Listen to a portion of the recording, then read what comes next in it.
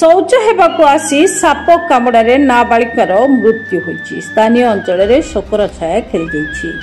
सूचना अनुसार बालेश्वर जिला सिमला ब्लॉक अंतर्गत बाउरीपदा पंचायत बालीहेंती कांथरागुड़िया ग्रामर विक्रम बारिक झील दीप्तिमय बारिक गतकाली विलंबित राति निद भांगी जिबारु बाहर को शौच हेबाकु आसिथिले।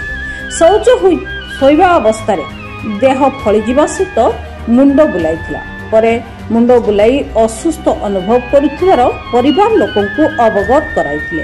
परिवार लोके दीप्ति को चिकित्सा निमंते सिमुलिया स्वास्थ्य केन्द्र पर गुरुतर असुस्थ हेबारु भद्रक मेडिकल को सेठरु कटक मेडिकल को स्थानांतरित हेबा बाटरे तांकर मृत्यु होइथिला। सेठारे कार्यरत डाक्टर तांकु मृत घोषणा करथिले। दीप्ति बेलगड़िया सरकारी विद्यालय पंचम श्रेणी पाठ पढ़िबा सहित से जणे मेधावी छात्र थिबार जणाଯାଇଛି।